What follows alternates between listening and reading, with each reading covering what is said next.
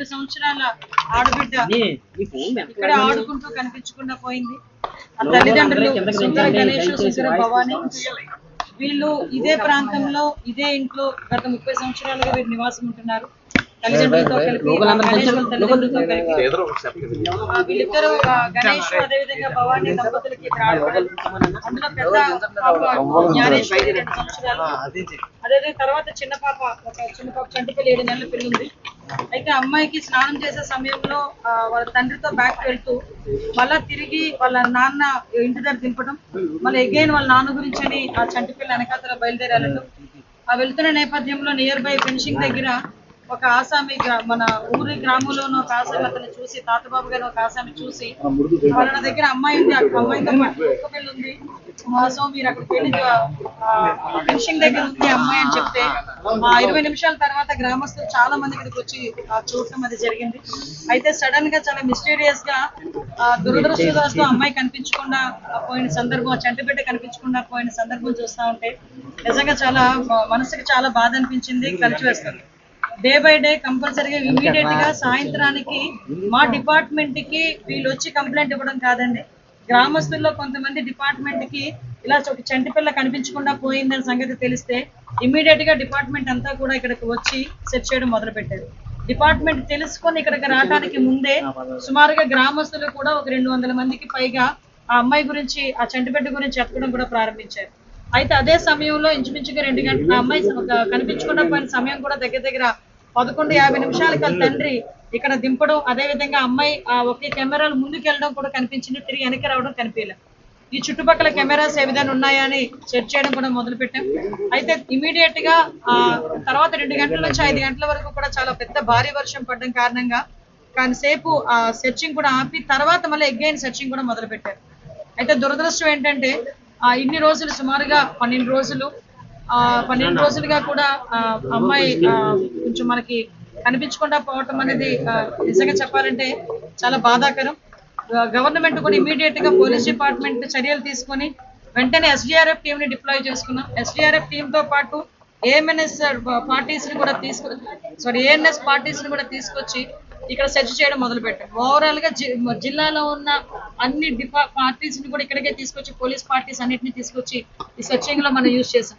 అదేవిధంగా tower dump తీసుకున్నాం, CDRs తీసుకున్నాం. టవర్ డంప్ కూడా ఇక్కడ తక్కువ మంది ఉండడం వలన ప్రతి ఒక్క కాలనీ కూడా డిపార్ట్మెంట్ క్షుణ్ణంగా పరిశీలించారు. ఎక్కడైనా ఏదైనా అనుమానాస్పదంగా ఎవరైనా ఉన్నారేమో చెప్పి అది కూడా గమనించడం జరిగింది. వాటితో పాటు మీరు చూస్తున్నారు, మీరు నాకు తెలిసి మీరు ఊరే అనుకుంటా, ఐ మీన్ తుని కాన్షియన్సీ అనుకుంటా. మీరు ఒక చంటి బిడ్డ వీళ్ళు కంప్లైంట్ అడగండి, కలిసి వీళ్ళు అడగండి, మేము లేనప్పుడు కంప్లైంట్ ఇవ్వాలని కూడా తెలియదు.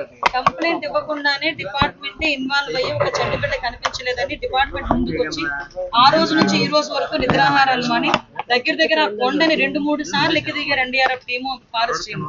డ్రోన్స్ థర్మల్ డ్రోన్స్ ని కూడా యూజ్ చేస్తున్నాం, CDRలు తీసాం. అంటే ఇవన్నీ కూడా ఒక పోలీస్ డిపార్ట్మెంట్ ఎంత మేరకు ఇన్వెస్టిగేషన్ లో ఎన్ని టూల్స్ ఉపయోగిస్తారో అన్ని టూల్స్ ఉపయోగించారు ఇక్కడ. కాకపోతే దురదృష్టం ఆ అమ్మాయి పరిస్థితి ఎక్కడుందో ఏంటో తెలియలేకపోవడం. ఇంకొంచెం అగ్రెసివ్ వేలో వెళ్తాం, చాలా మంది సూచనలు సలహాలు కూడా ఇస్తున్నారు, వాటిని కూడా బేస్ చేసుకుంటాం. మంచి సూచనలు సలహాలు మాకు ఇవ్వండి, డెఫినెట్ గా మేము తీసుకుంటాం. ఏదైనా తెలిస్తే కనుక మాకు చెప్పండి, మేము కూడా దాన్ని టెక్నికల్ గా నేను ఆ విషయం కూడా వీళ్ళనే అడిగానమ్మా, మీకు ఎవరైనా అనుమానాస్పదంగా ఈ 4-5 రోజుల్లో మీ ఇంటి వైపు రావటం కానీ ఏదైనా CCTV కెమెరాస్ లో పట్టడం కానీ చూసారా అంటే డిపార్ట్మెంట్ యాక్చువల్గా మనకన్నా చాలా స్మార్ట్ గా ఆలోచిస్తారు, ఎందుకంటే వాళ్ళు డ్యూటీ ఇన్వెస్టిగేషన్. సో వాళ్ళు ఇంచుమించుగా 10 రోజుల ముందు నుంచి కూడా ఈ బ్యాక్ CCTV కెమెరాస్ అన్ని కూడా వాళ్ళు చెక్ చేస్తున్నారు. చెక్ చేస్తే కూడా ఎక్కడ కూడా అనుమానాస్పదంగా లేదు. ఈ అమ్మాయి చాలా ధైర్యంగా చెప్తుంది, ఎవరు రారమ్మా, రాత్రులు కూడా అతను లేకపోతే నేను పిల్లల్ని వేసుకుని ఒక్కదాన్నే పడుకుంటాను. అలాగే ఈ రోజు వరకు ఎటువంటి క్రూర మృగాలు ఇటువైపు వచ్చిన దాఖలాలు కూడా లేవు. కొన్ని పెద్ద పైథాన్స్ టైప్లో ఏదైనా అలా వచ్చినాయి అంటే ఎప్పుడు కూడా అలాంటి లేవేమో, చిన్న పాములు కనిపిస్తాయి తప్పించి. ఇంచుమించుగా వీళ్ళు 30 సంవత్సరాల నుంచి ఇదే ప్లేస్ లో ఉంటున్నారు. సో మీరు అన్ని యాంగిల్లోని కూడా ఇంకా ఫార్వర్డ్ యాంగిల్స్ కూడా మీకు తెలియాలమ్మా. చాలా మంది గ్రామస్తులు కూడా ఇబ్బంది పడ్డారు, ఎందుకంటే ఈ చుట్టుపక్కల గ్రామంలో ప్రతి ఇంటిని కూడా వెళ్ళి వాళ్ళు ఇన్వెస్టిగేట్ చేసి సెర్చ్ చేశారు. చాలా మంది కొంతమంది గ్రామస్తులు అయితే మమ్మల్ని తిట్టుకున్నారు కదా, డిపార్ట్మెంట్ తిట్టుకున్నారు.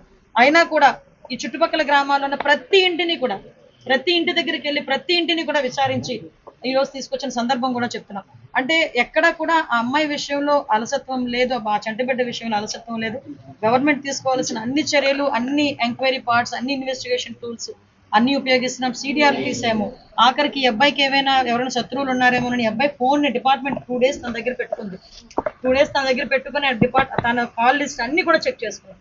సో అన్ని విధాల ప్రయత్నం చేస్తున్నాం. ఆ భగవంతుడు నేను ఒకటే కోరుకుంటున్నా, మీ అందరితో పాటు మేము కూడా యాజ్ ఎర్లీ యాజ్ పాసిబుల్ ఆ బిడ్డ తొందరగా ఇంటికి రావాలని కోరుకుందాం.